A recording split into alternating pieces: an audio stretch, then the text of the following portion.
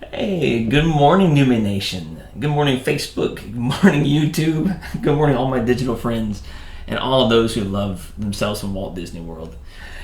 Hey, welcome to episode 16, the Sweet 16.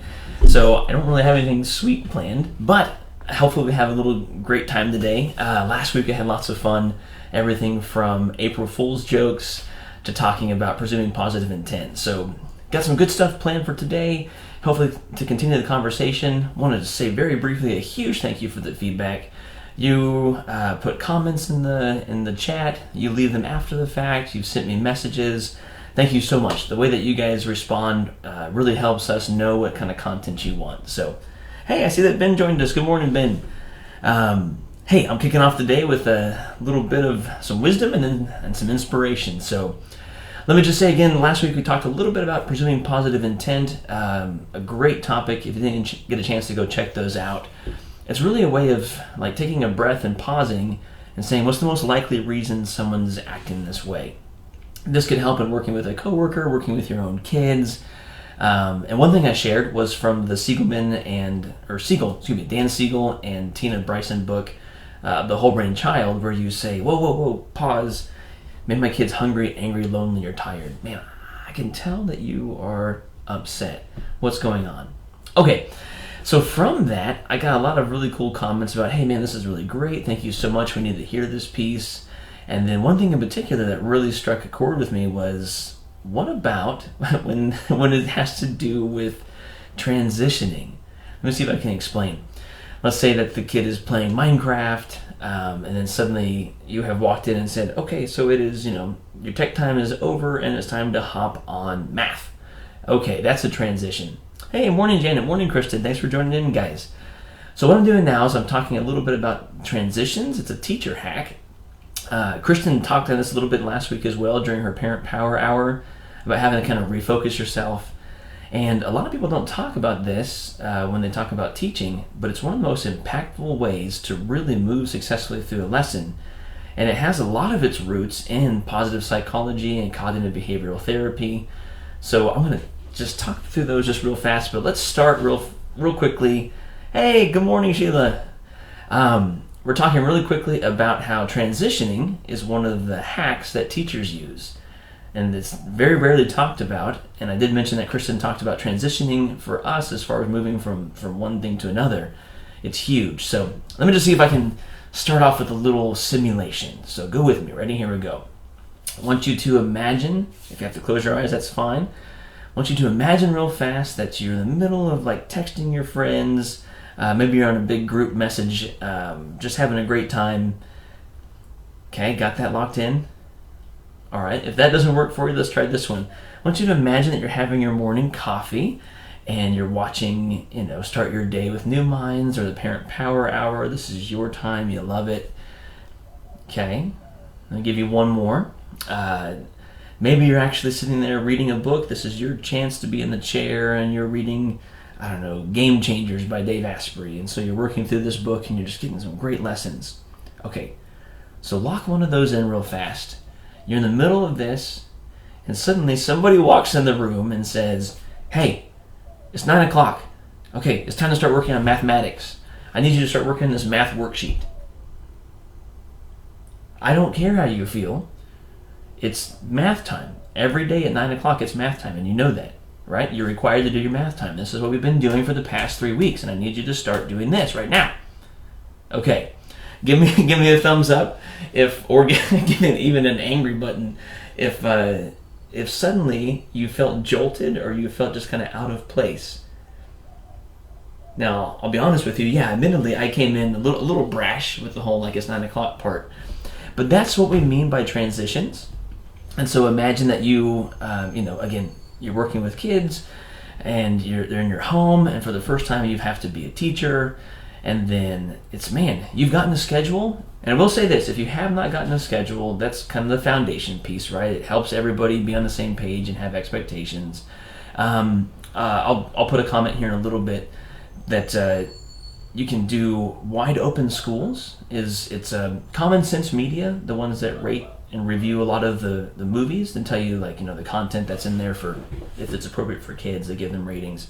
Anyway, Common Sense Media collected a whole bunch of different resources and put them together into a website called openschoolsnow.org. I think I'm saying that right. I'll post it in the comments, but they have amazing schedules that you can pull up and take a peek at. Oh yes, Kristen gave me a humph. How dare you interrupt my reading or my coffee? Oh, Kristen, here's one for you. You're in the middle of doing your yoga. Let's say you're in the middle of, your Shavasana, your favorite corpse pose at the end, and I walk in and say, or anybody walks in, I don't know why I would walk in on you in yoga, but anybody who walks in and says, Kristen, Dad, nabbit, it's 9 o'clock, time to start these math worksheets. So, anyway, so back to that. There is power to a schedule, though. So if you haven't gotten one, please check out that website. We'll post it below. They give a lot of options for schedules, and anyway, so let me start with that. So now, let's see if we can bring all this back together with the whole part about presuming positive intent and the feedback that I got, which is, man, that's one thing to say, hey, I understand that you're angry because you can't go to school or see your friends, but what do you do if you get this feedback like they're angry because you're asking them to do their math homework? All right. So, if you can't tell, everything that we do on this show is real and it's inspired. And so these are some of my examples from my own life where, I've got wonderful kids, love my family to death, but nobody wants to be taken off their Minecraft game during their tech time and told that, hey, suddenly it's time to learn French. So, here's something that's pretty powerful, and it's a transition. And let me see if I can share this with you just a little bit. So, the first hint I have is this, is being in control of the change itself. So as adults, we're really good about creating a schedule, or even having a routine that we put into our life. And even if you get thrown off, we still have a routine. So we might say, okay, I know I've got to get in the shower at this time, I've got to get dressed at this time, I've got to drive to work at this time. Okay, so man, a lot of those things are now being thrown out the window with this whole change. And kids aren't exactly going to have the metacognition or the meta-awareness to say, what is my schedule for the day, and where do I need to be, and when do I need to stop, and when do I need to move to the next thing? So it can feel very, very choppy. So what I strongly recommend is having the kids set their own timer. And this could even be for you as an adult. Maybe you don't have kids. I don't know where you're at in your walk of life. But I'll just say this. It's very, very helpful to be in control of your own schedule. And so you might say, hey, listen, you've got your tech break. It's 30 minutes. Go ahead and set a timer for 30 minutes. And when that timer goes off, it's time to turn it off. Okay, so that's my first hint. What you're doing is you're establishing this transition piece. Instead of you having to come in and be the bad guy or bad girl, you are able to walk in and well, actually not even be in the room. And so the timer's able to go off, and the kiddos can look at it and say, okay, it's time to stop. Now, they may not. You know your kids better than I do. But again, that's the first part, that now they are in control of their own transitions. Now, the second thing that Kristen talked about in her talk last week that I thought was pretty powerful was a chance to kind of reset your mood. So here's your teaching hack.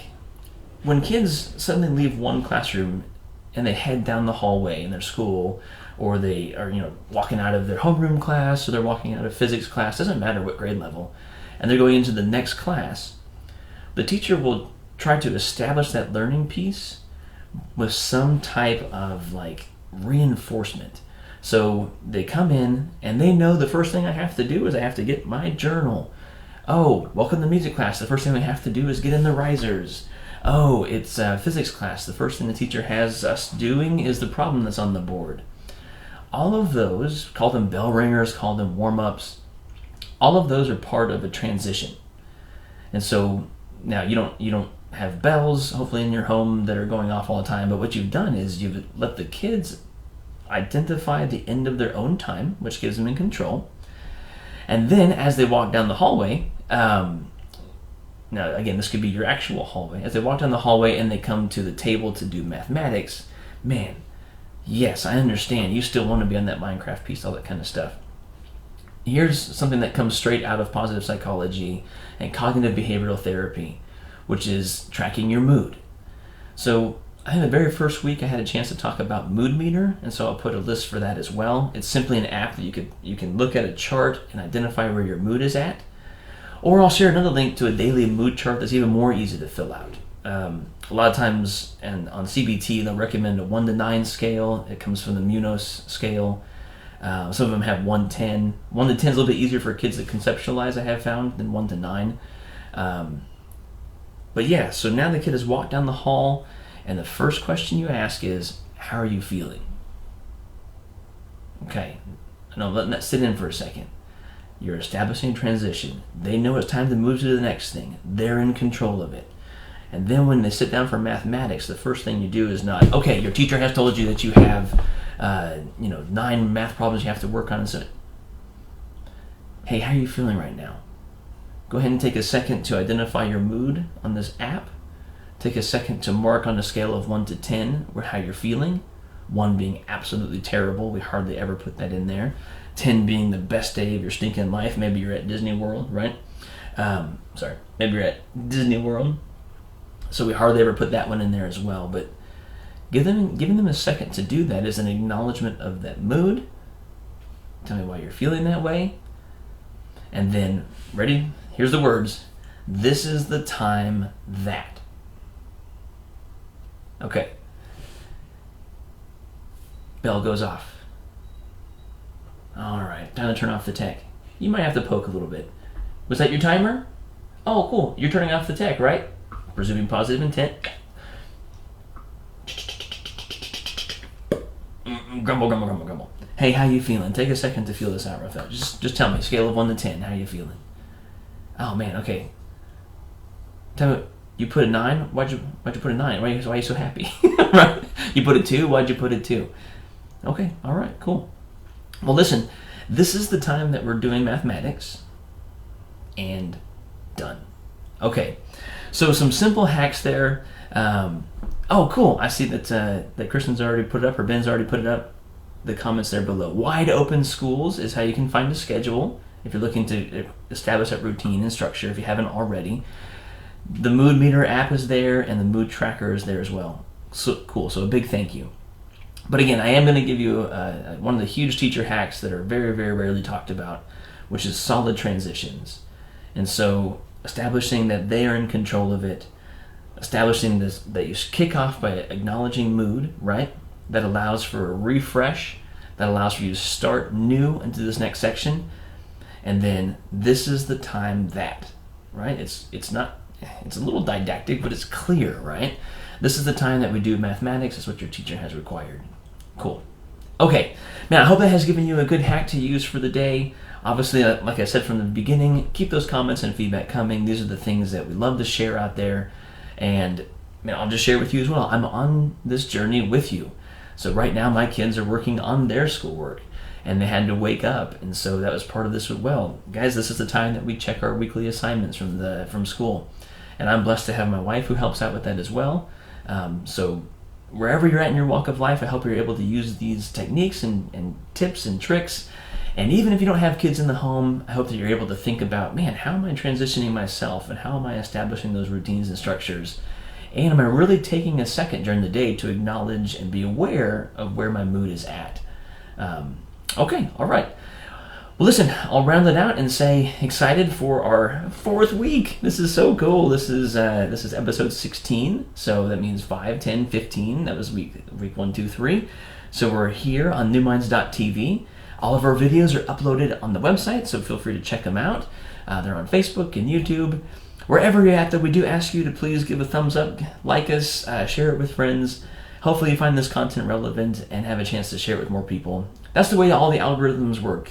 You give a thumbs up, and it shares it with other people. So if you have found the content or anything that you find along the way to be helpful, please by all means give a thumbs up. Oh, I lied. I have one more comment. It says maybe a scale of emoticons that you use to lose. Yes, that's a great one. So there are lots of daily mood charts out there and how are you feeling charts. And it can be as simple as a frowny face, dot, dot, dot, dot, dot, dot, right? Face with a straight line, dot, dot, dot, dot, dot, smiley face.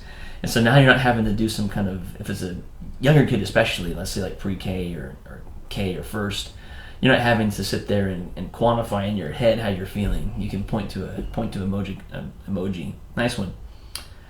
All right. Oh, Sheila asked a great question. What's the best way to share your sessions with parents? Man, thank you so much. And I'll reply to that in the comment below too so people can see it. So, man, a great way to do that is we have built newminds.tv, and that's a great place for anybody to be able to access all of these videos.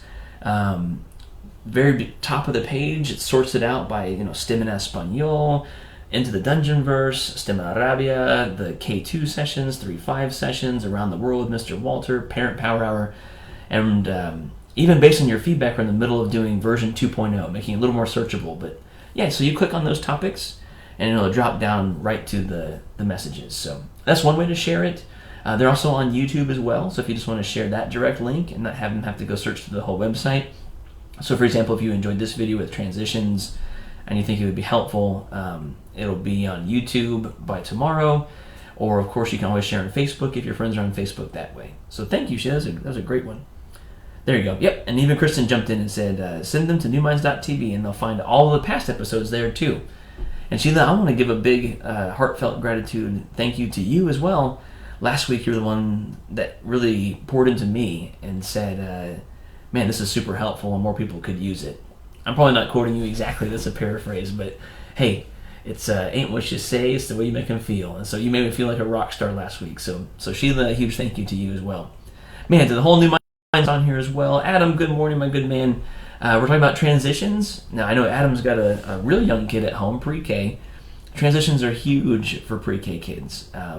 And that might be a perfect opportunity to bring up those emojicons. I made that word up, I like it. That allows kids to identify where they're at, how they're feeling, and let you transition with a simple, this is the time. Okay, how are you guys feeling today? Yeah? On a scale of 1 to 10, where are you guys at? Cool, okay. Well listen, this is the time that I stop talking, you have a break, and then at 10 o'clock, Kristen comes on with Parent Power Hour. So I want to say a huge thank you. Have an amazing day, an amazing start to this week. Bye.